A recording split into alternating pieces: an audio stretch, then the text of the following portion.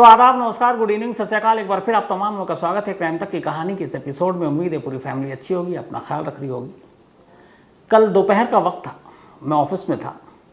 अचानक एक फ़ोन आया और फ़ोन पे जो सामने शख्स था उसने कहा कि दिल्ली में हूँ और मेरे पास सिर्फ आधा घंटा है और आपसे मिलना है।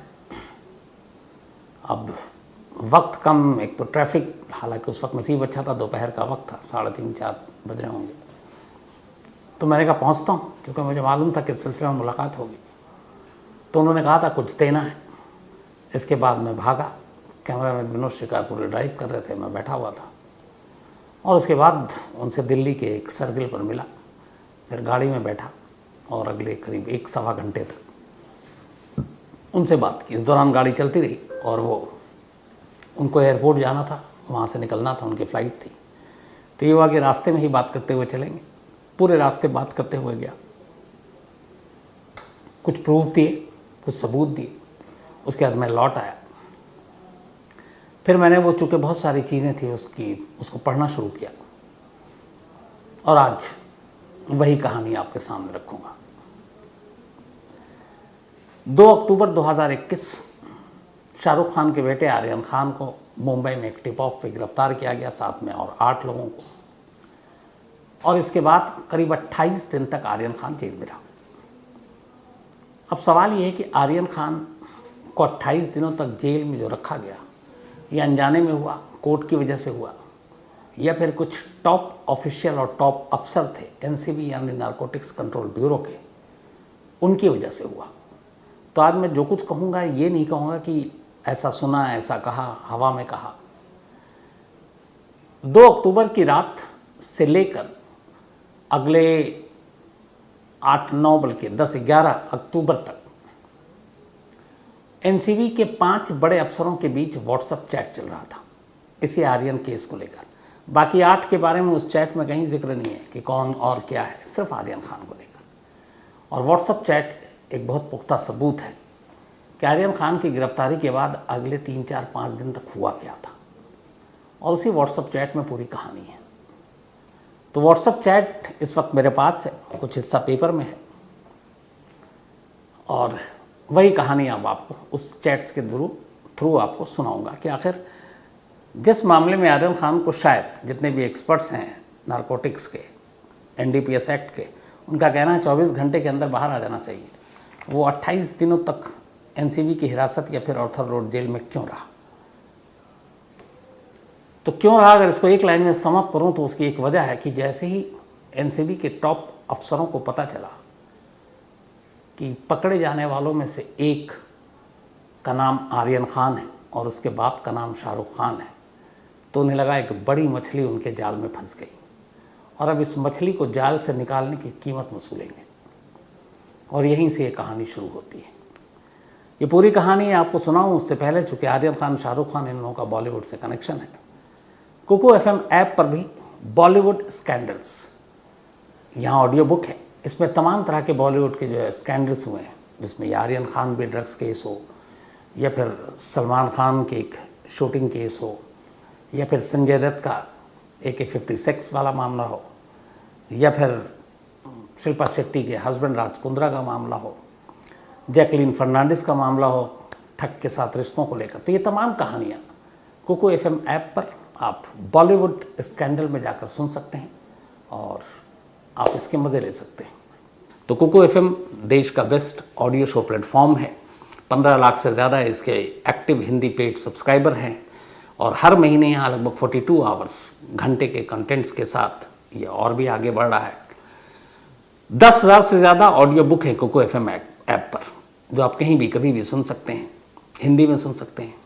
इनमें biography, business, crime, entertainment, politics, रहस्य, रोमांच, तमाम तरह की बुक हैं।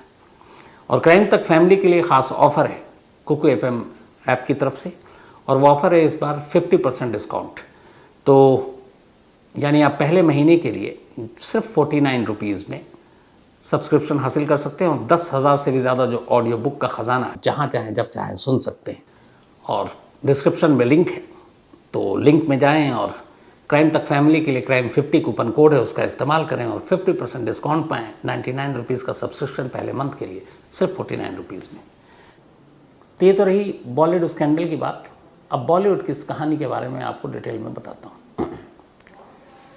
2 अक्टूबर की रात को जब आर्यन खान को गिरफ्तार किया गया, उसके बाद से 5 मोबाइल लगातार ऑन थे और उन 5 मोबाइल पे कभी व्हाट्सएप कॉल चल रहा है, कभी वीडियो कॉल चल रहा है और कभी व्हाट्सएप चैट चल रहा है, नॉर्मल कॉल नहीं हो रहा है। अब ये 5 लोग कौन थे?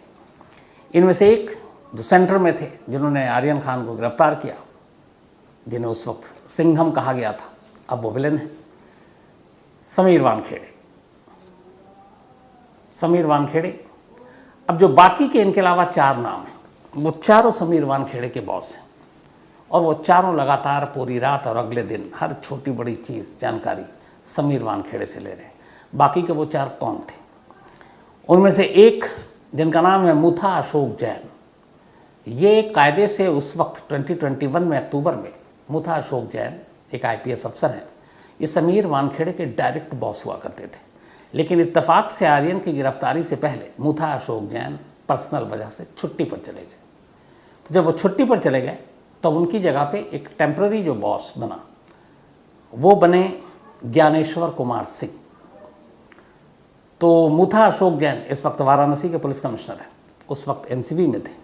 तो ये डायरेक्ट बॉस थे समीर वानखेड़े के, लेकिन छुट्टी पे थे। तो छुट्टी की वजह से एक दूसरे अफसर की तैनाती की गई जो समीर वानखेड़े को गाइड करेंगे। उनका नाम ज्ञानेश्वर कुमार सिंह। तो ये टेम्पररी बॉस थे। तो 2 हो गए। पहला बॉस मुथा अशोक जैन, हालांकि छुट्टी पे उनका कोई मतलब नहीं होना चाहिए था उस वक्त। कायदे से सर्विस में कहा जाता अगर आप छुट्टी पे हैं तो फिर ऑफिशियल काम नहीं करेंगे आप, और कम से कम ऐसे केसेस में तो बिल्कुल दखल नहीं देंगे, लेकिन वो आगे आपको बताऊंगा। ज्ञानेश्वर कुमार सिंह दूसरे बॉस बने उनकी जगह पर। इसके अलावा तीसरे जो थे उनका नाम है Sanjay Singh. Sanjay Singh narcotic control bureau के ऑल इंडिया ऑपरेशनल हेड है, उस वक्त हेड थे। तो ये तीसरे अफसर हो गए और ये सभी समीर वानखेड़े से बहुत ऊपर है। और चौथे NCB यानी नारकोटिक्स कंट्रोल ब्यूरो के जो बॉस SN प्रधान। तो नारकोटिक्स कंट्रोल ब्यूरो के DG director general, narcotics control bureau के all India operational head, narcotics control bureau के समीर वानखेड़े के उस वक्त के डायरेक्ट बॉस, और उस वक्त समीर वानखेड़े के एक वो बॉस जो छुट्टी पर थे। ये 5 लोग लगातार फ़ोन पर और इनकी तमाम बातें और मैसेजेस चल रहे हैं, और वही मैसेजेस अब पास है मेरे। अब मैसेज ऑफिशियल काम होता है, सब कुछ होता है, लेकिन इस मैसेज में ऐसी क्या खास बात है? तो एक मैसेज जो सबसे पहले आपको बताता हूँ, जब ये गिरफ्तारी हुई, उसका सुगबगाहट हुई, तो ज्ञानेश्वर कुमार सिंह समीर वानखेड़े को मैसेज भेजते हैं और पूछते हैं कि ये जो क्रूज से कुछ ड्रग्स मामले में लड़कों को पकड़ा है, इनमें कोई हॉलीवुड के एक्टर यानी कि बॉलीवुड के एक्टर का भी बेटा है? ये सीधा पूछा जा रहा है। बताया गया हाँ वो भी है। अब इसके बाद गिरफ्तारी शो कर दी। वो कह रहे हैं अभी इतनी जल्दी क्या, अभी तो अरेस्ट मोमो बनेगा, ये सारी चीज़ें हो रही हैं। अब उधर DG साहब को भी इन्फॉर्मेशन दे दी गई। इधर जो छुट्टी पे हैं मुथा अशोक जैन, वो भी अब जाग चुके हैं, क्योंकि हर एक को ये था कि अब आर्यन खान गिरफ्त में आया NCB के, बड़ा मामला है, बड़ी मछली है। अब ये सारी चीज़ें हो रही हैं। अब क्या हुआ, आर्यन खान को रात को रखा गया। उसके बाद उसके पास से प्रदर्शन से कोई ड्रग्स मिला नहीं था। अरबाज जो है उसका दोस्त, उसके पास से मिला था। समीर वानखेड़े को ये पता था कि बहुत ज़्यादा दिनों तक अदालत में इसको रोक नहीं पाएंगे और आर्यन को जुडिशल कस्टडी और फिर बेल आसानी से मिल जाएगी 24 घंटे में। और इसीलिए पहले दिन यानी 3 अक्टूबर को कोर्ट में पेश किया सुबह, और 1 दिन की सिर्फ पुलिस हिरासत मांगी, क्योंकि इतना बड़ा केस नहीं था, बहुत छोटा सा केस था। 1 दिन की पुलिस हिरासत अदालत ने दे दी। उसे 1 दिन में पूछताछ की। 1 दिन के पूछताछ के बाद अब 4 तारीख आने वाला, 2 को अरेस्ट हुआ, 3 को पेशी हुई और 4 को पुलिस हिरासत खत्म हो रही है। 4 तारीख की सुबह समीर वानखेड़े ने अपने वकील के साथ प्लान बनाया, और उसमें यह था कि आज कोर्ट में जब पेश करेंगे तो अब आर्यन खान की पुलिस कस्टडी नहीं मांगेंगे, जितनी पूछताछ होनी थी हो गई, अब उसको जुडिशल कस्टडी में भेज देंगे। यानी अगर NCB नहीं मांगी और वो जुडिशल कस्टडी में गया तो हाथों हाथ फिर बेल। तो 4 अक्टूबर को ही आर्यन खान को बाहर आ जाना था जमानत पर। अब ये सारी बातें समीर वानखेड़े ने अपने सीनियर अफसरों को तमाम व्हाट्सएप मैसेज पे भेजा कि आज इन लोगों को हम पहले मेडिकल के लिए ले जाएंगे, मेडिकल के बाद कोर्ट में ले जाएंगे, और कोर्ट में ले जाने के बाद हम इन लोगों की जुडिशल कस्टडी में भेज देंगे, मतलब हम पुलिस रिमांड नहीं मांगेंगे। अब इसके बाद ये कोर्ट पहुंच गया, सुबह करीब 11 बजे का वक्त होगा। कोर्ट में जाने के बाद अब अचानक समीर वानखेड़े के मोबाइल पर इनके वो बॉस जो उस वक्त छुट्टी पे कायदे से, जिनका कोई दखल नहीं होना चाहिए, यानी कि मुथा अशोक जैन, उनके कॉल आने शुरू होते हैं। कोर्ट के अंदर है, शायद भीड़ है, फ़ोन नहीं उठा रहे हैं या सिग्नल कमज़ोर है।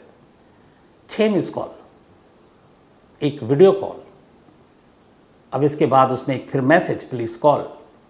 अब जब ये सब हुआ तो इसके बाद शायद मैसेज किया वापस समीर वानखेड़े ने, तो उधर से अचानक मुथा अशोक जैन का व्हाट्सएप मैसेज आता है, और वो ये है कि एसपीपी यानी कि स्पेशल पब्लिक प्रोसिक्यूटर, जो सरकारी वकील है, और एक और का नाम था, इन दोनों से कहो कि ये बिल्कुल पूरी जान लगाकर केस को आज लड़ें, जिरह करें, पैरवी करें, और किसी भी कीमत पर आर्यन खान को जुडिशल कस्टडी नहीं मिलनी चाहिए, उसकी पुलिस कस्टडी लो।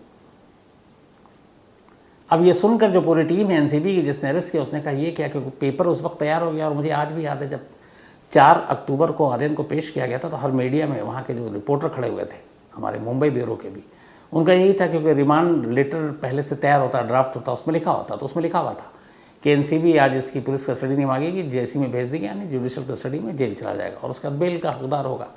पुलिस कस्टडी में बेल नहीं मिलती। तो अब सभी रिपोर्टरों को भी मालूम, उनके उस ड्राफ्ट में भी लिखा हुआ है। अब अचानक ये मैसेज आ रहा है एक सीनियर अफसर का, समीर वानखेड़े के, और वो कह रहा है कि किसी भी कीमत पे इसकी रिमांड लो और पुलिस कस्टडी में ही रखो। अब ये अचानक हुक्म था तो फ़ौरन पैंतरा बदला टीम ने एनसीबी की, फिर वकील को बताया गया। अब वकील ने फिर वहाँ पे एक नया दावपेच खेला कि मोबाइल से कुछ ऐसे सबूत मिले हैं जिससे ड्रग्स तस्करी का भी मामला बनता है, तो उसके लिए हमें और वक्त चाहिए। और खैर अदालत ने आर्यन खान और उसके साथ के बाकी लोगों को पुलिस कस्टडी में फिर से भेज दिया। अब यहाँ एनसीबी की टीम को ये था कि जिस केस में 1 दिन से ज़्यादा की रिमांड की ज़रूरत नहीं थी, अचानक पुलिस कस्टडी में क्यों। अब जो चीज़ मैसेज में नहीं है वो आपको बताता हूँ। उसमें यह कि 1-2 अफसर ने एनसीबी के उस वक्त की टीम को मुंबई में कहा कि कम से कम 25 दिन 1 महीना तक इसको जेल में रखो।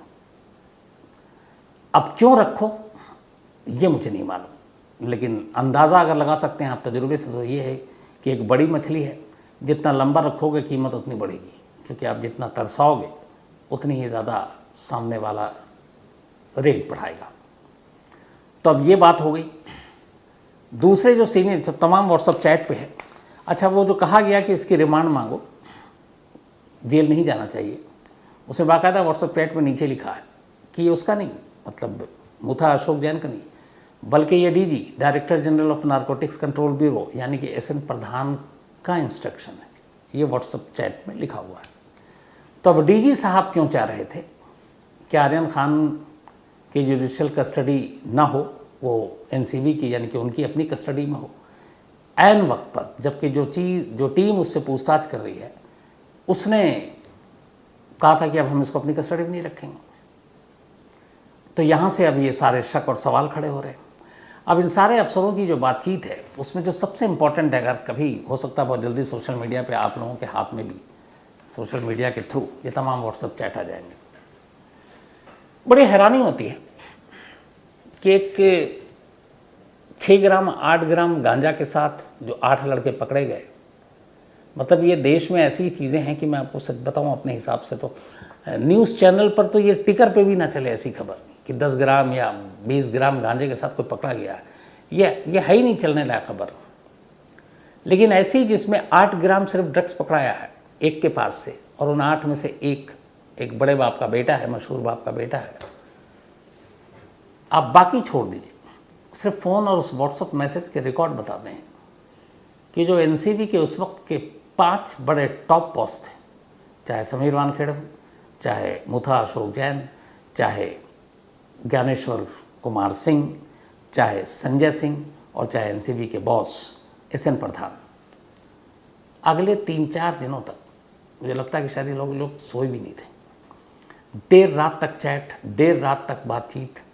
अब ये समझ में नहीं आ रहा है कि एक मामूली से केस में, और डायरेक्टर साहब दिल्ली बैठे हुए हैं, ऑल इंडिया ऑपरेशनल हेड भी दिल्ली में होते हैं, तो मुंबई में एक छोटे से मामूली केस के लिए पूरा दिल्ली अलर्ट पे है। दिल्ली से ये हुक्म जा रहे हैं, वहाँ उसकी कस्टडी हो ना हो, इन सब चीज़ों की प्लानिंग हो रही है। तो आखिर इसके पीछे का राज क्या था? अब आप पूछेंगे क्या है, तो चलिए अब आपको असली खबर इसके पीछे की बताता हूँ। मैंने एक दिन कहानी सुनाई थी कि 12 मई को सीबीआई ने समीर वानखेड़े के खिलाफ 25 करोड़ रुपए शाहरुख खान की फैमिली से मांगने के इल्ज़ाम में एफआईआर दर्ज किया। 15 तारीख को बुलाया, 15 तारीख को समीर वानखेड़े गए नहीं वहाँ। दूसरी तारीख दी गई 18, जो आज है। अब ये था कि 18 को गिरफ्तार हो जाएंगे। मैंने आपसे पहले भी कहा था कि समीर वानखेड़े की गिरफ्तारी हो सकती है और शायद होगी भी। तो अब समीर वानखेड़े 15 को तो नहीं पहुँचे, 18 को उनको डर था कि गिरफ्तार हो जाएंगे, तो पहुँच गए दिल्ली हाई कोर्ट। और दिल्ली हाई कोर्ट में उन्होंने क्रिमिनल पिटीशन दाखिल कर दी। क्रिमिनल पिटीशन किसके खिलाफ? अपने ही डिपार्टमेंट के लोगों के खिलाफ। और उसमें जो सबसे बड़ा मोहरा है, जो सबसे बड़ा जिसको मतलब नामजद किया है, वो हैं उस वक्त के उनके direct boss Aryan Khan case के ज्ञानेश्वर कुमार सिंह, उनका नाम है इस क्रिमिनल चार्जशीट में। और उसी चार्जशीट के साथ उन्होंने कोर्ट में वो सारे व्हाट्सएप चैट अपने तमाम बॉसेस के जो आर्यन खान केस के दौरान हुए वो पेश कर दी, वो रख दिए। और उसमें ये सारी बातचीत है, और उसमें ये दिखा रहा है कि कैसे उस 2 अक्टूबर की रात से लेकर अगले जब तक वो एनसीबी की हिरासत में रहा तब तक कैसे लगातार फ़ोन बज रहे हैं, कैसे व्हाट्सएप चैट चल रहा है, कैसे एक एक छोटी छोटी प्लानिंग हो रही है। ये तक व्हाट्सएप चैट में पूछा जा रहा है कि मुंबई से कि तुम्हारे पास कुछ विजुअल हो आर्यन खान की है तो फ़ौरन भेजो। ये पूछा जा रहा है कि क्या हम मीडिया में इसको शेयर कर दें। ये बताया जा रहा है कि देखो एसआरके और उनकी टीम की तरफ से एक प्रोपेगेंडा किया जा रहा है और सोशल मीडिया पे वो ट्रेंड कर रहा है। फिर ये भी बताया जा रहा है कि एनसीबी के अपने जो है वो नंबर 2 पे ऑल इंडिया ट्रेंड हो रहा है। तो ये सारी चीज़ें एक एक चैनल में क्या खबर चल रही है वो भी उस व्हाट्सअप मैसेज के ज़रिए बताया जा रहा है कि अभी ये हो रहा है। नवाब मलिक जब इल्ज़ाम सारे लगा रहा तब भी था कि नवाब मलिक कल प्रेस कॉन्फ्रेंस करने जा रहा है, ये बोलेगा, ये भी बताया जा रहा है। तो अब सवाल है कि एक छोटे से मामले में, एक छोटे से केस में इतनी ज़्यादा मतलब एक्टिवनेस और पूरे बड़े बड़े टॉप बॉक्स लगे हुए हैं। और यहीं पे एक सवाल उठता है कि आज तक कम से कम इतने सालों में, जब से एनसीबी का अब तो खैर नाम सुनने को मिल रहा है सुशांत सिंह राजपूत केस के बाद, वरना कोई जानता भी नहीं था, किसी बड़ी मछली को एनसीबी ने पकड़ा और आपने नाम सुना? अभी हाल में ही था कि कितने हज़ार करोड़ रुपए का ड्रग्स पकड़ाया। इससे पहले अडानी पोर्ट पे पकड़ाया था, इससे पहले कई बार हज़ार करोड़ों के भी ड्रग्स मिले हैं। लेकिन उन ड्रग्स का इंडिया में मालिक कौन है जिसके पास, मतलब अभी तो जो लेटेस्ट था वो शायद था कि 14,000 या 30,000 करोड़ रुपीस का ड्रग्स पकड़ाया, 2-3 दिन पुरानी बात है, और नेवी ने पकड़ा है। अब ये सोचिए कि मैं एग्जैक्ट भूल रहा हूँ फिगर, लेकिन अगर वो 14,000 करोड़ भी है, 14,000 करोड़, तो 14,000 करोड़ रुपए का ड्रग्स इंडिया में भेजने वाला, और उसको कोई तो रिसीव करेगा, उसकी हैसियत क्या होगी? वो कितना बड़ा आदमी होगा?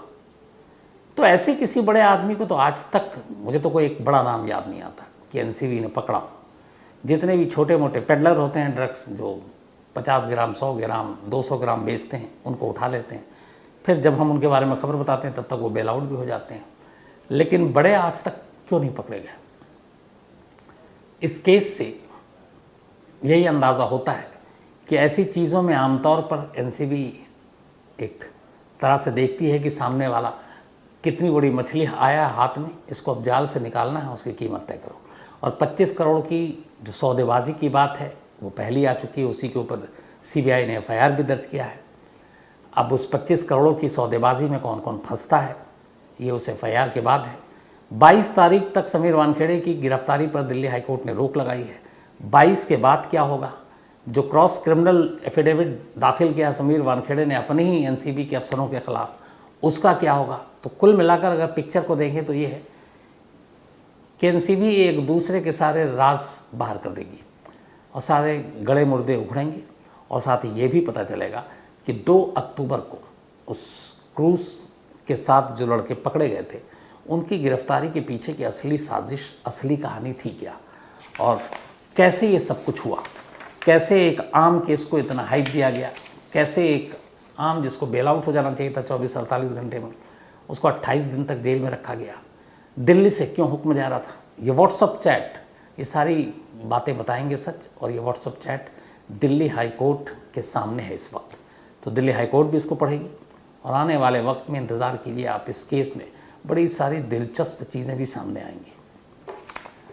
तो ये थी कहानी ख़त्म करूँ उससे पहले वही अपना सिलसिला। आज प्रकाश बिश्नोई, इनका जन्मदिन है, बल्कि सॉरी इनका कल था और मैं भूल गया तो माफ़ी चाहता हूँ। तो belated happy birthday Prakash ji. और राखी ने भेजा है।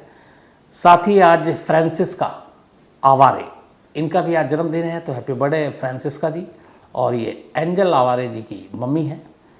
चमकौर सिंह संघेरा, इनका भी आज बर्थडे है, तो हैप्पी बर्थडे चमकौर सिंह जी। और ये के संघेरा जी ने भेजा है, and thank you so much आपके मेल के लिए।